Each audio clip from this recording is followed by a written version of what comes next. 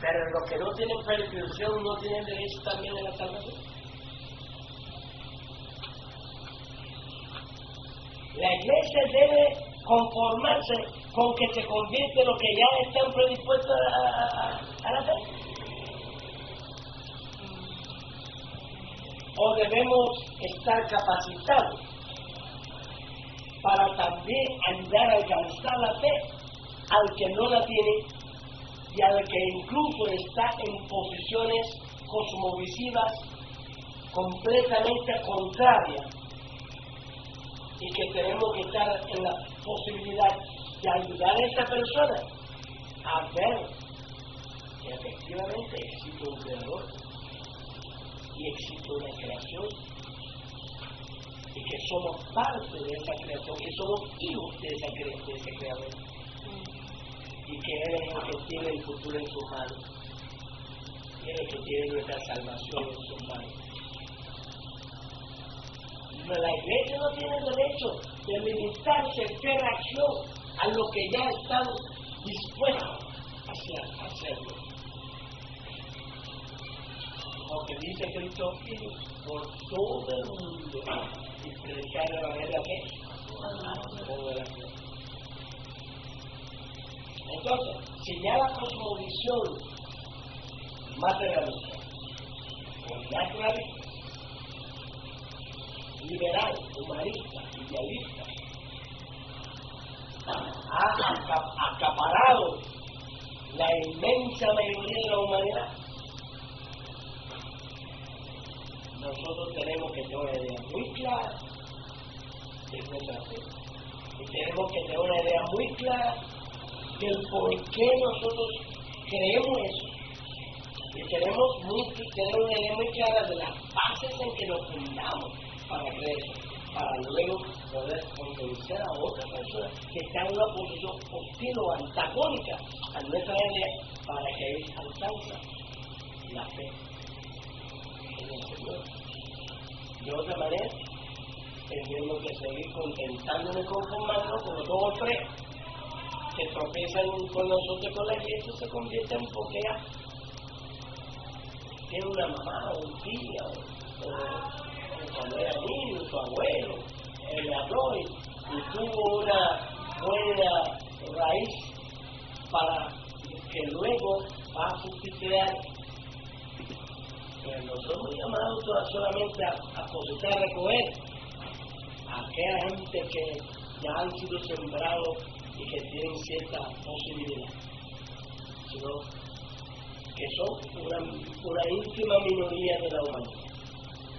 No somos llamados a hacer una cosecha lo más posible entre los hombres, llevarlos a la fe. Entonces, cuando nosotros decimos la realidad es objetiva, está constituida de el Creador y su creación, ¿cómo difiere esta afirmación de la posición de un naturalista?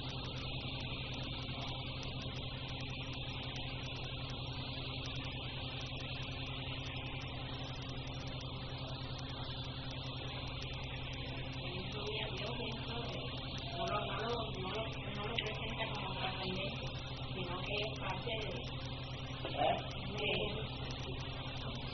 el naturalista. Nosotros decimos naturalista porque abarca la mayor cantidad, es decir, materialista y naturalista, idealista y naturalista, liberal y naturalista, humanista, todos son naturalistas.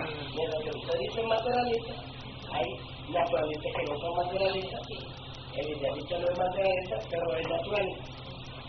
Es decir, que la palabra naturalista abarca a todos.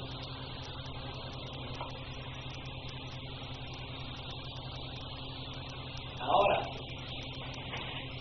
¿cómo decir la postura de los naturalistas de la posición nuestra de que la realidad objetiva está constituida del Creador y su creación?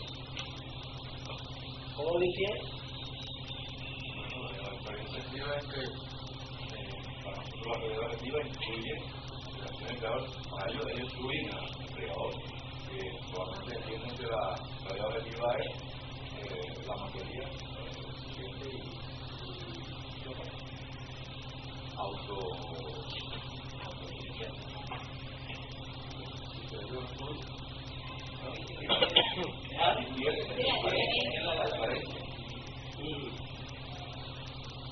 difiere en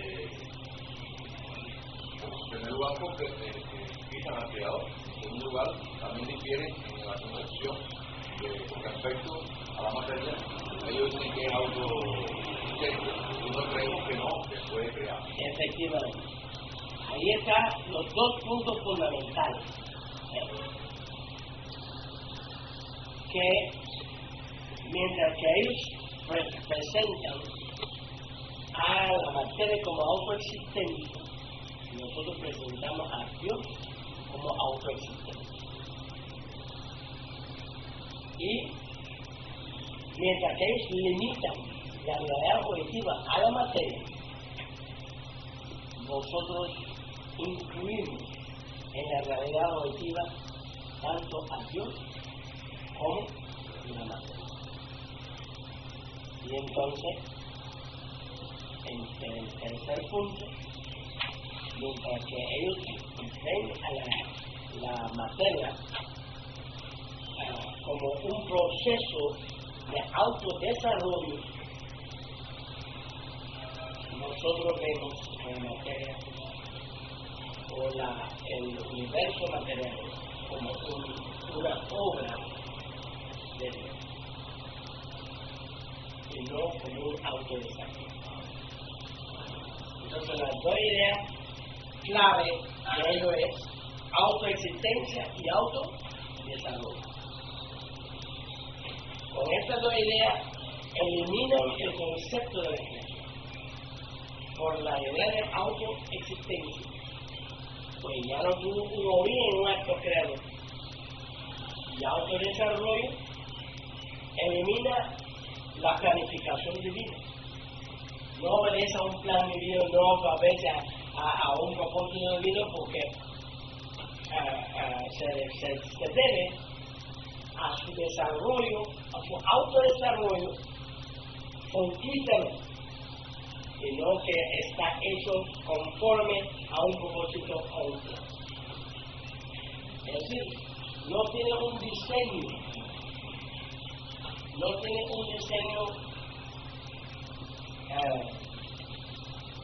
sino tiene un desarrollo fortuito en el tiempo y en el espacio. Entonces, si ustedes se encuentran en el examen esta pregunta, ¿cómo difiere de la cosmovisión naturalista la cosmovisión cristiana? Usted tendría que tener cuidado de presentar esos tres puntos, ¿verdad? Que ellos presentan a la materia como autoexistente, y nosotros presentamos a Dios como autoexistente. Ellos presentan a la materia como desarrollando un autodesarrollo fortuito, y nosotros presentamos la materia como creado por Dios conforme a un plan divino, y ellos reducen la realidad a la realidad material, la realidad objetiva a la realidad material, mientras que nosotros aparcamos en el concepto de la realidad objetiva tanto al Creador, tanto a Dios como a la materia.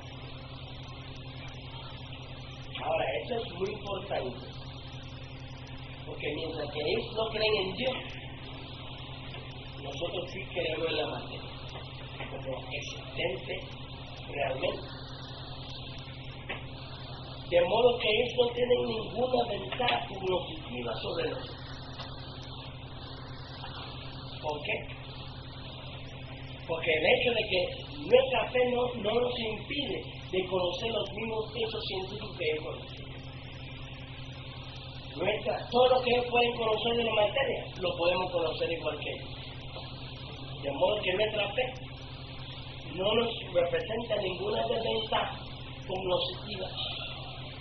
Porque todo lo que ellos saben de la materia, lo podemos saber nosotros igual. En que nuestra fe nos impide. Pero ellos sí tienen una desventaja desconocida. Porque su postura naturalista les impide conocer a Dios y les impide conocer todo lo que se puede conocer a través de la revelación divina. Así que nosotros podemos saber todo lo que ellos saben y ellos no pueden saber todo lo que ellos saben. Así que ¿dónde está la ventaja? Ellos no tienen ninguna ventaja sobre mí. Ninguna. Y nosotros podemos también incluso establecer con bastante documentación que no solamente nosotros podemos saber todo lo que ellos saben de la materia, sino podemos decir la mayor parte de lo que se sabe de la materia. Había más creyentes en estos descubrimientos que no creyentes. La inmensa mayoría de los que fundaron la gente eran creyentes. Entonces, yo una vez, hablando con un alto personal aquí de la Universidad de La Habana, le dije, yo le reto a usted a presentar más ganadores del premio Nobel de ciencia, del tercer rama de la ciencia, que ateos. O mejor dicho, más ateos que cristianos. Yo le reto a usted, preséntame una lista de más ateos o materialistas que han ganado el premio Nobel por los avances científicos que cristianos. Le reto. Nadie puede, porque la inmensa mayoría de los que han ganado el premio Nobel para la ciencia han sido creyentes. Y los creyentes fundaron la ciencia. Entonces, de ahí es muy importante que nosotros comprendamos que la cosmovisión cristiana en nada es inferior a la cosmovisión de los no cristianos, sino muy lejos de ser inferior, y tenemos que tener un complejo porque somos creyentes. Debemos sentirnos muy honrados en tener la perspectiva cosmovisiva de la palabra de Dios, porque es una postura muy sólida y completamente defensiva. Entonces,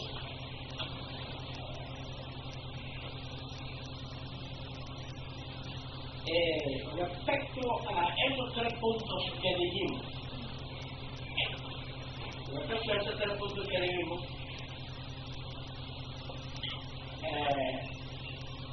que los naturalistas presentan a la materia como autoexistente y nosotros presentamos a Dios como autoexistente. En estos momentos ellos están en Cristo. Y yo en una clase anterior yo les expliqué la base de esta crisis. Cuando yo les expliqué cómo ellos llegaron a querer aceptar la doctrina del Big Bang después de años de hacer resistencia, y cómo finalmente aceptaron la teoría del Big Bang. Pero con la teoría del Big Bang estaban aceptando una teoría que establece la no eternidad de la materia. Porque el Big Bang es la prueba científica, es decir, contiene la prueba científica de que la materia no es eterna. Entonces,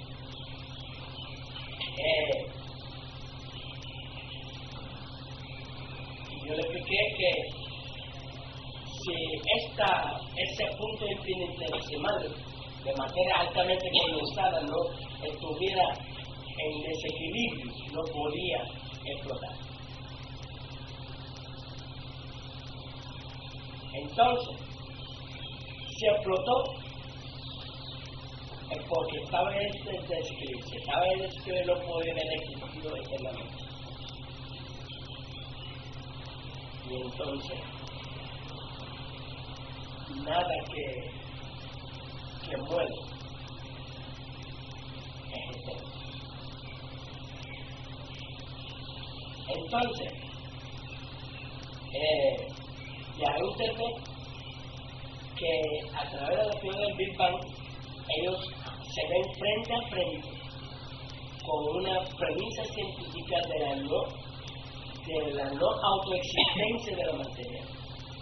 Porque algo para ser la única forma en que algo puede ser autoexistente es que sea eterno. Entonces, si no es eterno, no puede ser autoexistente. Si explotó, no era eterno.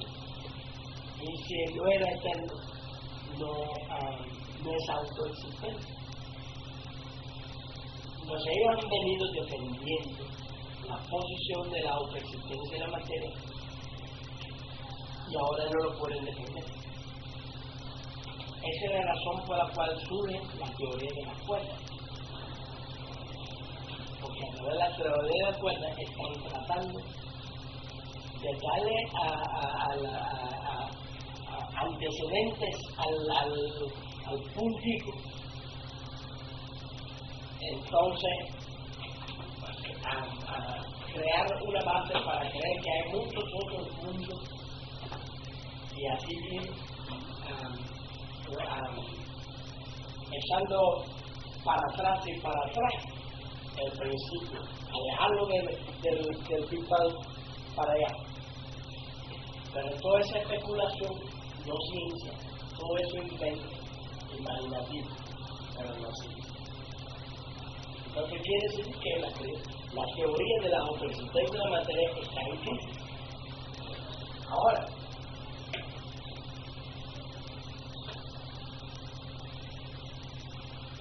se trata de un Dios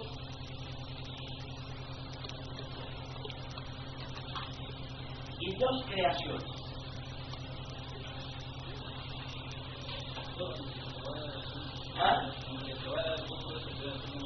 ¿Ah?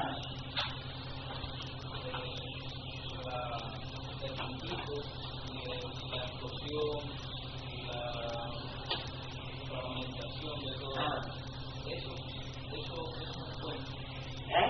Y el puntito, la fragmentación que ellos plantean de que todo eso es bueno. Esa teoría es muy buena. O de lo que es un cuento, que lo que ellos establecen, a partir de ahí que la materia es eterna. Nosotros no pronunciamos si el cuento o no cuento. Porque para decir que es un cuento, nosotros tendríamos que ser científicos, que tengamos una serie de teorías basadas en una serie de bases físico-fisiológicos para decir que es un cuento. Pero el interés que nosotros tenemos en ese asunto es que establece que la materia no es eterna. ¿Entiendes? Esto es el interés que tenemos nosotros. Porque nuestra teoría acerca del origen del mundo no es el Big Bang, sino es Génesis 1. Esa es nuestra teoría. Ahora bien, nosotros no vamos fanáticamente decir que no hubo un punto. Porque Dios, no sabemos si Dios empezó con un punto. No sabemos, pero si Dios empezó con un punto, el desarrollo del cosmos no tomó los millones de años que Él hizo. ¿Por qué? Porque en la Biblia dice que la mañana y la tarde era un día. ¿Entiendes? Lo cual quiere decir que los días de los cuales habla Génesis no son millones de años. Que algunos que tratan de compaginar la doctrina bíblica con la doctrina científica, plantean que un día puede significar millones de años, porque como dice un día para el Señor, un año puede ser un día para el Señor. Entonces ellos utilizan esto para tratar de darle cabida a la idea de que las distintas etapas del desarrollo de creación no fue un día de 24 horas, sino era un día de miles de años. Pero eso no puede coordinarse con la frase que dice, y la mañana y la tarde era un día. Porque al decir y la mañana y la tarde era un día, nos está afirmando que son días de 24 horas de día. Días de 24 horas. O sea, así que, si Dios empezó con un punto, Él tiene que haber ido de ese punto a cómo entender. ¿Tú entiendes lo que quiere decir? Y como nosotros no estamos ahí, y nosotros no estamos estudiando ciencia, pues nosotros no vamos a ocuparnos de eso. Porque nosotros plantamos nuestra bandera en lo que dice la Biblia.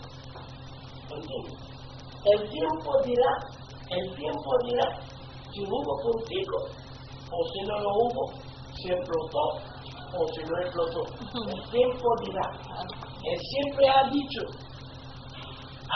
y ha desbaratado muchas teorías en la misma teoría de evolución, muchos de los puntos que la ciencia desbaratada y no puede hablar más de eso.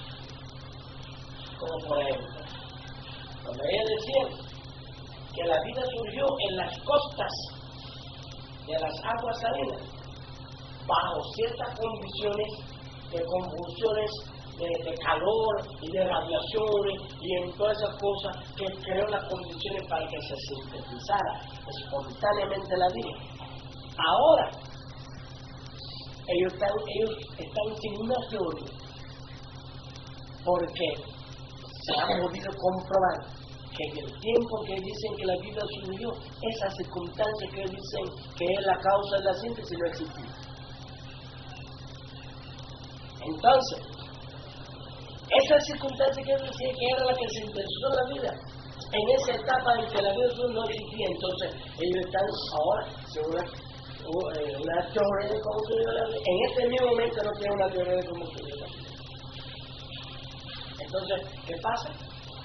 Algunos están tratando ahora de estudiar en el seno de volcanes, y otros están para ver si ellos pueden desarrollar una teoría de la vida surgiendo en el seno de volcanes, y otros están diciendo que vino en algún meteoro o algo, y que la vida llegó por del espacio exterior. Pero para poder fundamentar eso, ellos tienen que entonces demostrar que la vida existe en el espacio exterior para poder mandar una esperma para acá. Entonces ellos están en tremendo confusión en este momento. No tienen una teoría de la vida. Entonces, miren cuál es la situación. Su doctrina de la autoexistencia de la materia se ha extinguido. Su doctrina de cómo surgió la vida se ha extinguido. Uno pensaría, con tantas cosas extinguidas, que vamos a darle crédito a la Biblia. Pero no, siguen luchando. Ellos tienen la esperanza de que nuevos descubrimientos les permitiría de nuevo llenar y cerrar la brecha y desarrollar nuevas teorías. La cosa es que no haya creador ni creación. Eso es. Ahora, se trata de un Dios y dos creaciones.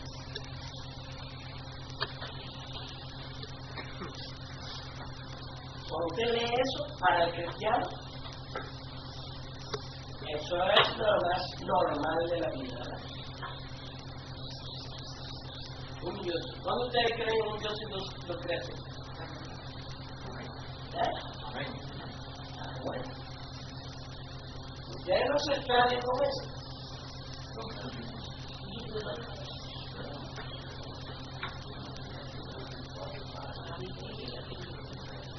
Pero los naturalistas dicen que está.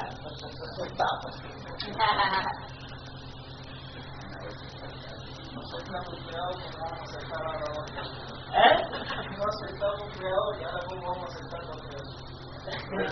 Ahí está.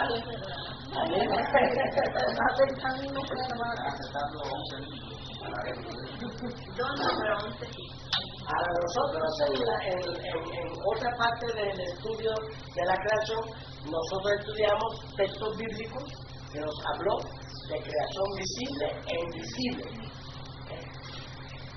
Ahora, ¿cuál es la importancia de esa idea de un Dios y dos creaciones? ¿Cuál es la importancia de eso? ¿Es una cosa que no tiene importancia? ¿O es una cosa que tiene importancia? ¿Hay algo que depende de eso? ¿Hay algo que sería afectado si no fuera así? ¿Habría algo en la fe cristiana o en la vida cristiana que sería seriamente afectada si no fuera así? Esa cosmovisión de que la realidad hoy está constituido de dos creaciones y un Dios.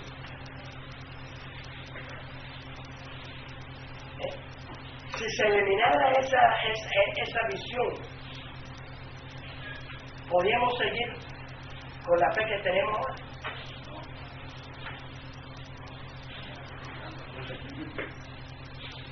La espiritualidad. Efectivamente. No existen dos creaciones, entonces la espiritualidad. Ahí está.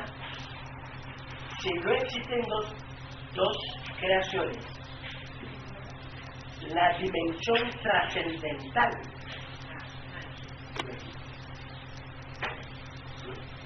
solo existiría la dimensión material.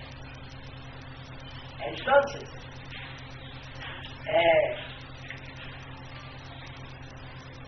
¿cómo se aplicaría la personalidad?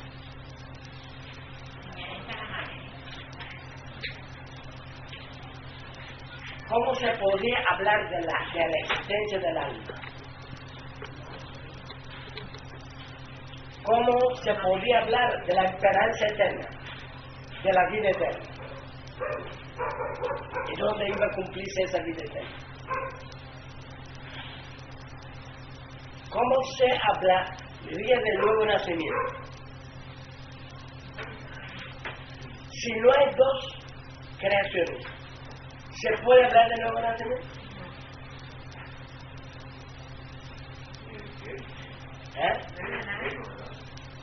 Todo lo referente a lo invisible quedaría, a lo trascendente quedaría.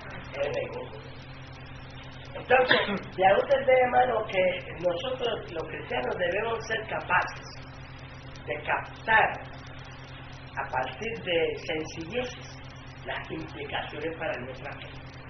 Usted dice, un Dios y dos creaciones, parece una cosa prácticamente sin mucho de qué preocupar. Sin embargo, ¿Qué es fundamental? Por ejemplo, los liberales. ¿Quién es un liberal? Un liberal es un individuo que ha abrazado la teoría de la materia autoexistente. Entonces, ese individuo sigue creyendo en Dios, pero abraza la... Entonces, ese liberal que cree en la materia autoexistente, pero dice que cree en Dios, ¿en qué dimensión existe ese Dios entonces? No hay dos creaciones, hay uno solo.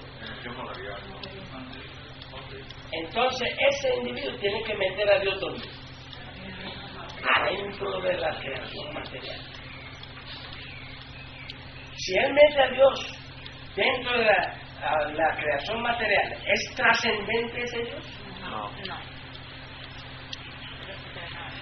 Entonces, el liberalismo que la transformación del cristianismo en panteísmo. Y no es más que eso. La idea que dicen muchas veces, lo oigo decir por ahí, la naturaleza es sabia. La naturaleza... Así es. Sí, madre. Y la madre de La madre tierra. ese que entonces quiere decir que el anticristo va a terminar siendo un panteísta. Eso lo hemos estado planteando en esta teoría hace años. Que el anticristo, es decir, que el cristianismo nominal va a gravitar hacia el panteísmo y van a terminar siendo panteístas. Y cuando yo empecé a plantear eso parecía una cosa remota o descabezada. Ya, lo tengo libros en la cual se ve claramente esa.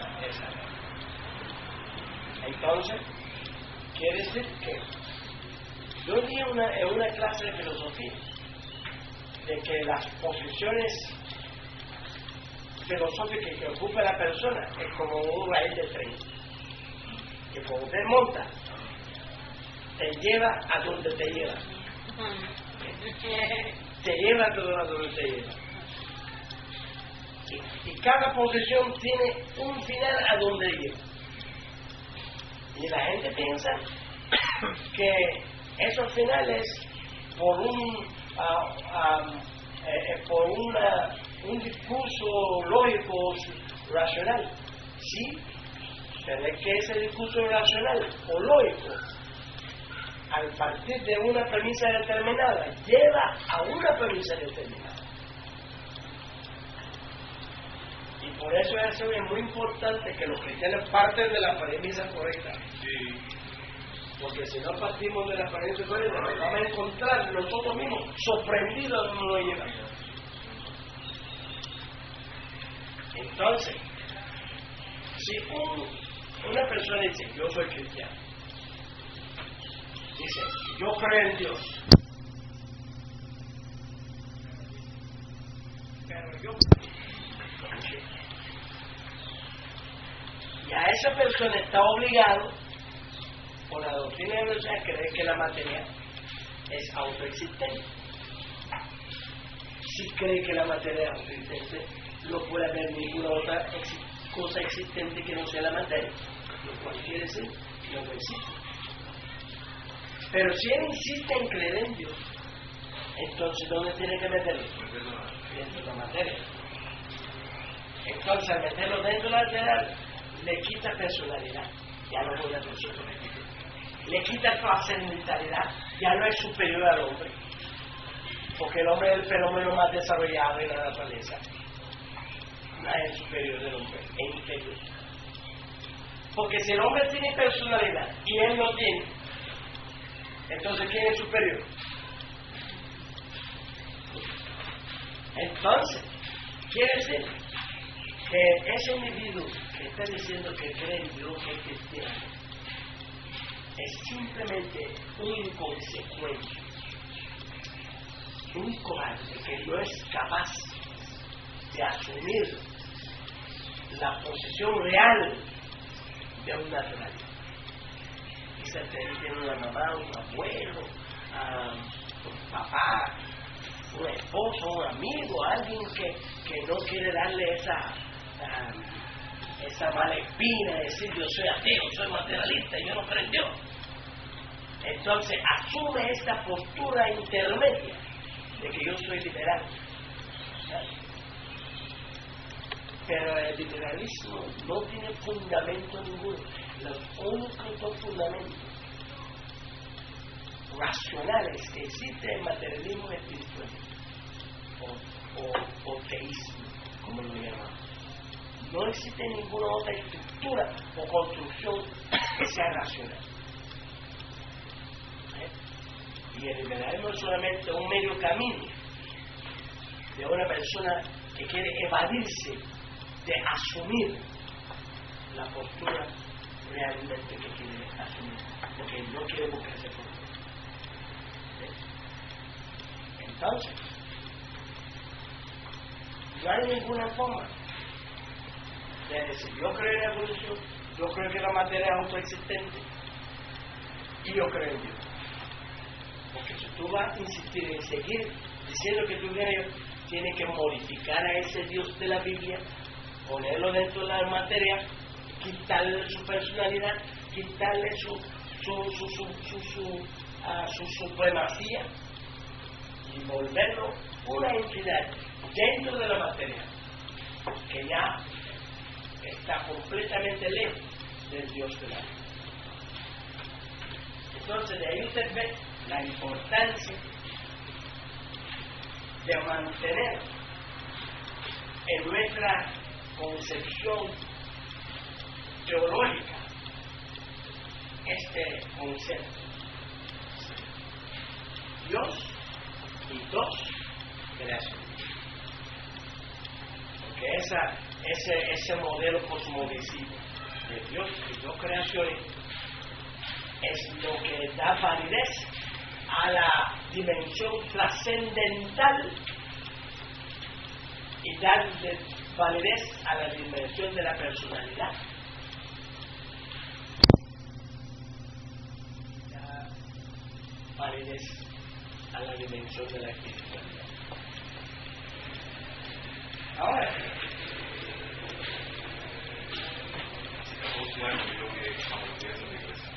hace 14 años que aprendí eso, 14 años, y hoy se hace trampa de eso. Así es. Ahora, los propósitos de Dios.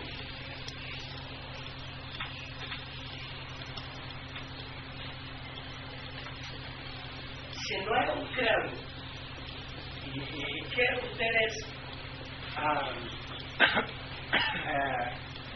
presten atención a ese punto muy importante, porque muchas veces no nos damos cuenta de las consecuencias de pensar de una manera determinada.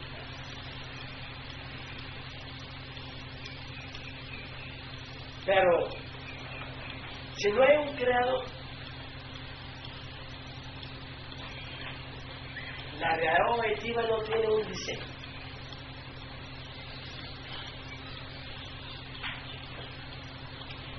Y si en realidad objetiva no tiene diseño, la realidad objetiva no obedece a un propósito. Y si en realidad objetiva no obedece a un propósito, nada existe con una identidad específica o una razón específica.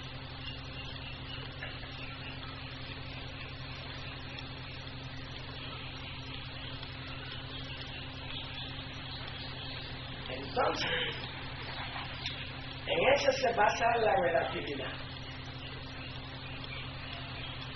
¿Todo es relativo entonces? Todo es relativo.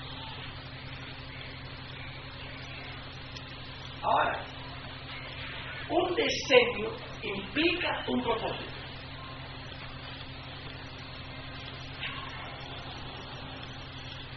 Porque un diseño permite unir una diversidad en una forma conveniente para que esta diversidad cumple un propósito. Lo habilita para cumplir un propósito. Entonces, en el diseño del objeto está su identidad y en su identidad está su utilidad. Pero de funcionalidad lo mismo. Efectivamente. Entonces, ese banco sirve para sentarse. ¿Por qué? Por el diseño.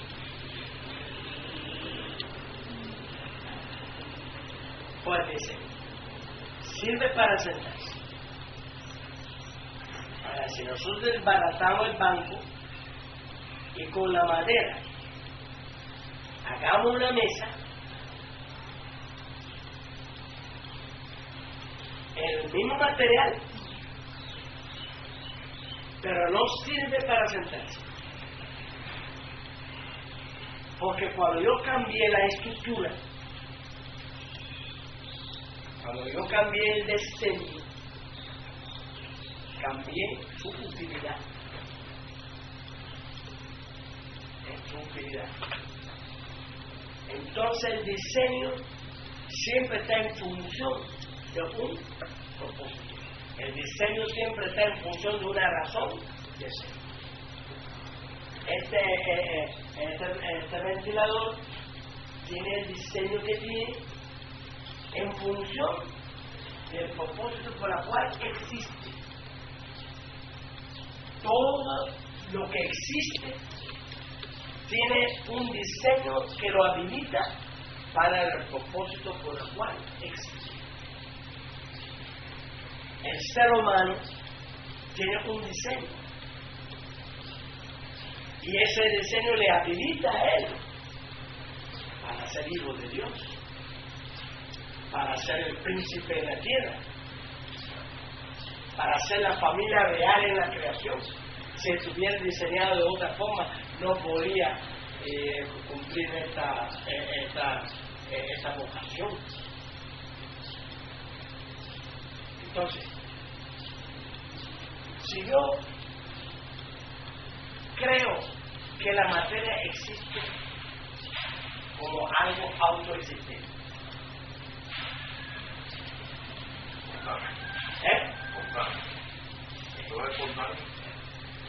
entonces la materia tiene un diseño, obedece a un diseño.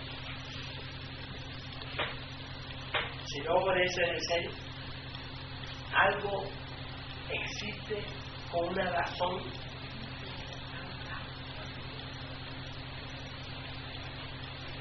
Entonces, si nada existe con una razón y con un propósito, ¿qué cosa es verdad?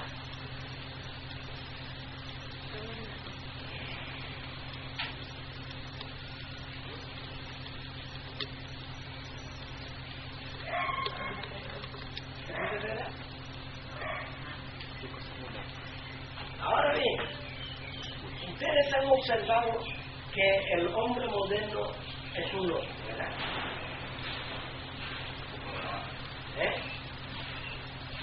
El hombre moderno es un loco. Hay una locura en el ambiente. Hay una locura en el ambiente.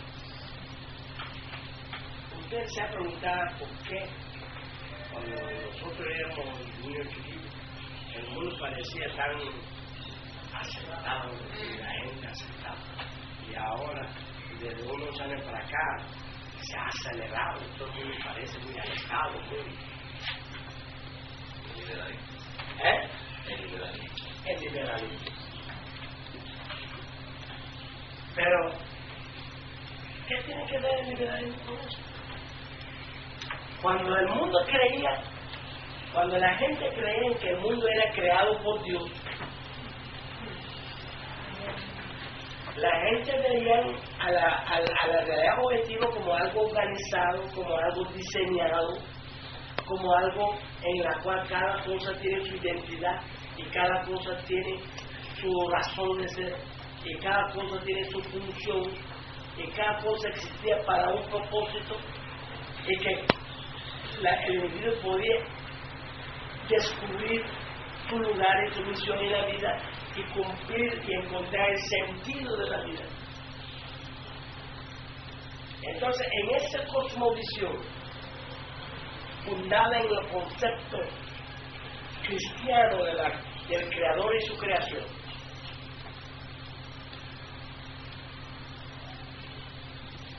el concepto que predominaba en la psicología era el concepto del ser. El concepto del ser. Cada cosa existía como algo definido, que era parte de algo definido, que ocupaba un lugar definido, cumplía una función definida y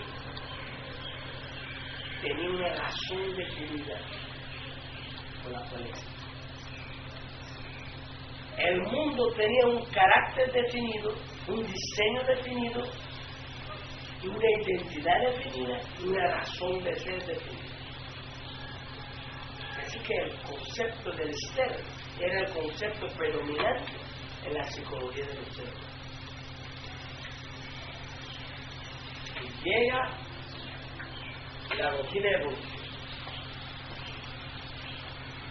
La materia es autoexistente, es autodesarrollada, se desarrolla por sí mismo. Nada existe por una razón,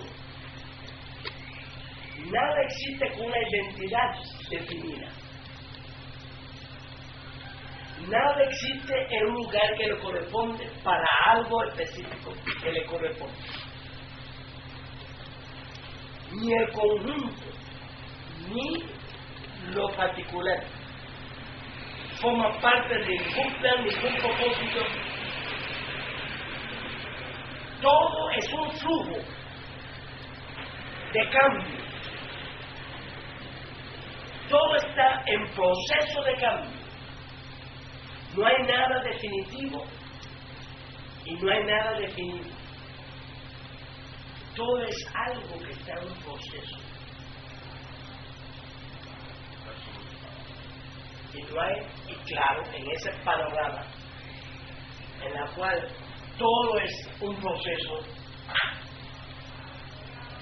todo es cambio. ¿Ya usted ve qué es lo que sustituye el concepto del ser? El concepto de cambio.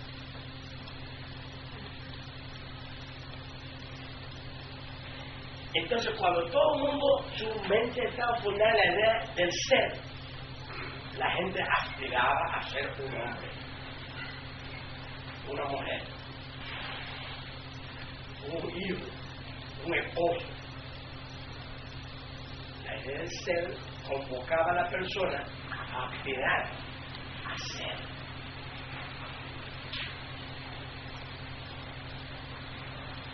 Y cada ser tenía su identidad y cada ser tenía su ideal. Ese ser llena el ideal de lo que debe ser ese ser. ¿Sí? El concepto de ser lleva convoyado el concepto del deber. Si hay seres definidos, hay un deber ser, debe ser así.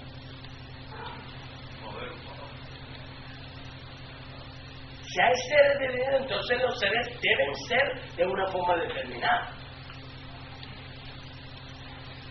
Pero si ya estamos en que la realidad objetiva es autoexistente, se desarrolla espontáneamente y fortuitamente, nada es nada definido.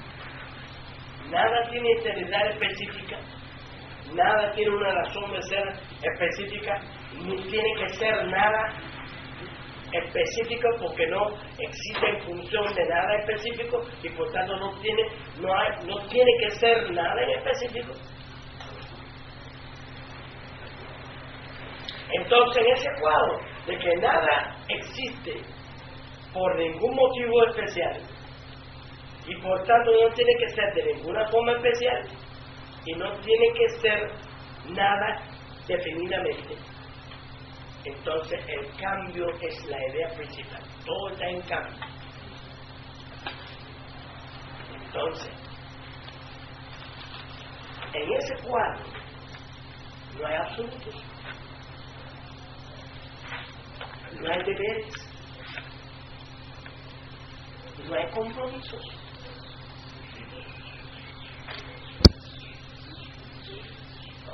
Nadie tiene que sentirse eternamente comprometido con nada, porque todo de cambio.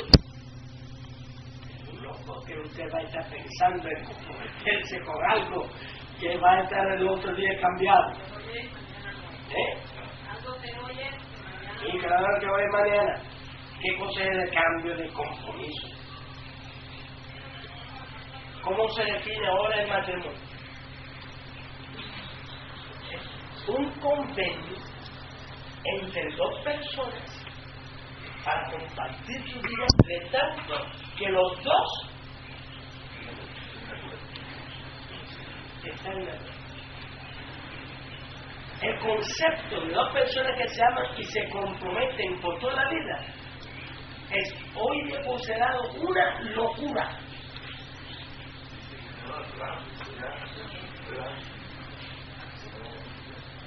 Una locura.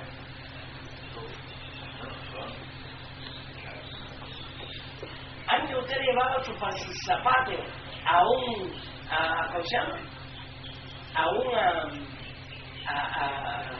casi un poco digo un capítulo.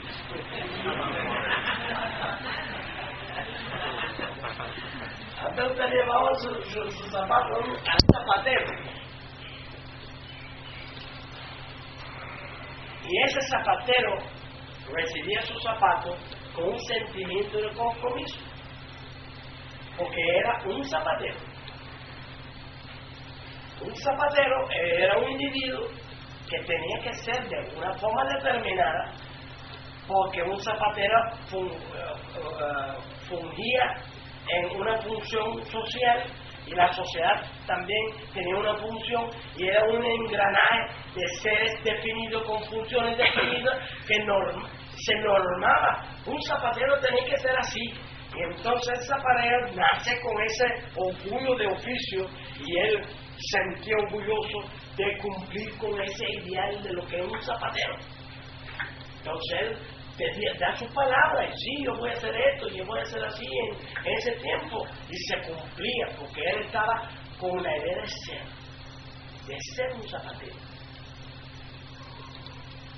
Y para ser un zapatero él tiene que cumplir con el ideal, lo que es un zapatero, lo que debe ser un zapatero, una esposa. La esposa, lo que debe ser el maestro, lo que debe ser un maestro. Y todo el mundo en sus distintas esferas, todo el mundo estaba luchando por ser lo que debe ser. El cristiano tenía un concepto de lo que debe ser un cristiano. Pero usted va a una iglesia en el día de hoy, el 80% de los cristianos no tienen la menor idea, ni le interesa cómo debe ser un cristiano. Porque ellos forman parte de la locura. Todos estamos aquí en medio de un flujo de cambio. Y cada uno agarra lo que en el contexto del momento se le presenta. Se le presenta un trabajo, se le presenta una mujer, se le presenta un negocio, se le presenta lo que agarra.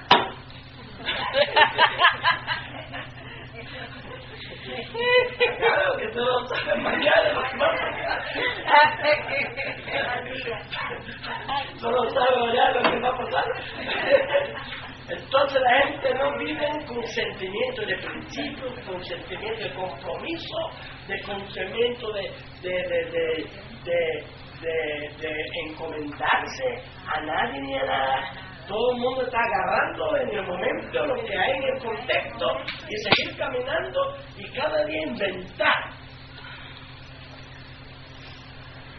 Porque aquella idea de que vive un mundo creado por un Dios, de una forma determinada, en la cual cada persona ocupa su lugar y tiene un ser definido, una función definida, y hay una forma en la cual debe ser, y debe vivir, y debe actuar, y debe comprometerse, y debe cumplir dentro de un flujo de cambios, sin compromiso con nadie y con nada, y solamente actuando a partir de su conveniencia del momento. Y esta es la razón de la locura en la cual estamos. ¿Cómo podemos nosotros lograr llevar la iglesia inmersa en esa psicología fluida, relaciones sin compromiso, relaciones fortuitas, tan fortuitas como la evolución en la cual se sienten embriagados? ¿Cómo lograr una iglesia de gente responsable? ¿Cómo lograr una iglesia con gente preocupada en ser lo que Dios quiere que sea?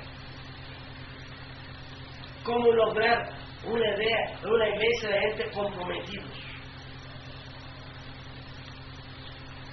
¿Cómo lograr una iglesia de gente con principios?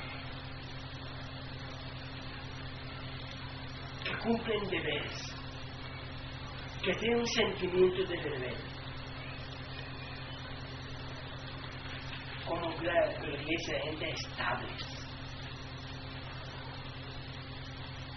Que no están aquí en el momento porque le conviene y que si mañana hay otra conveniencia mayor que le llama la atención, desaparecen. Sino gente que están y que van a estar mañana y el año que viene. 50 años de aquí estarán ahí. ¿Cómo lograr una iglesia de Dios en ese flujo de cambios y de conveniencias, de intereses pasajeros? ¿Cómo lograr relaciones cristianas que no sean efímeras, que no sean vacías, que no sean decepcionantes? Esa es la gran tarea que tenemos. Buscamos un evangelio diferente a la psicología del siglo y al ambiente. No vamos a ofrecer nada en absoluto a esa humanidad.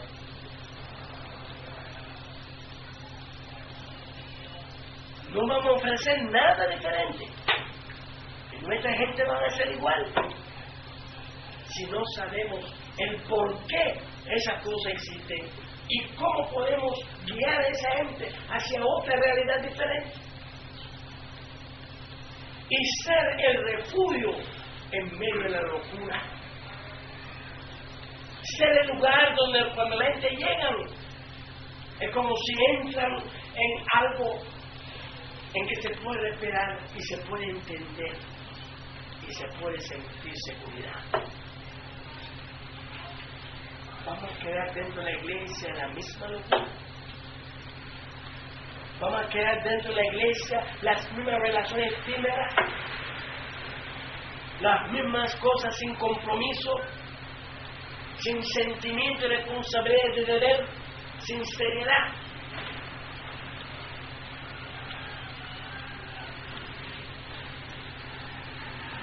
Yo le hablo de estas cosas para que ustedes vean por qué tenemos que estudiar esos temas y por qué tenemos que... Porque eso nos ayuda a ver la tarea que tenemos entre manos. Porque si no sabemos lo que está pasando al mundo, no sabemos cuál es la tarea que tenemos.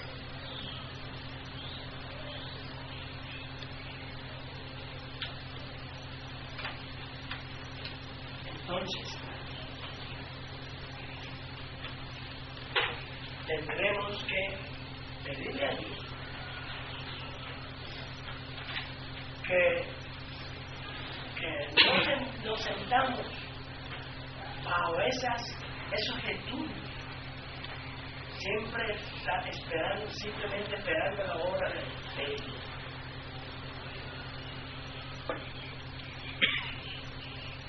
Porque ese sería una tragedia.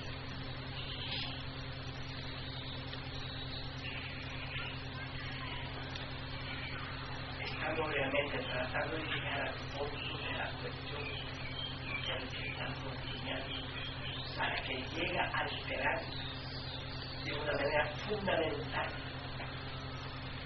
nuestra postura como cristianos y nuestra seriedad en relación con el Evangelio.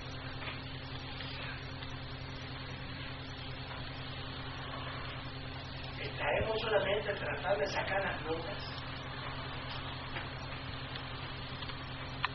o estaremos tratando de precisar nuestra misión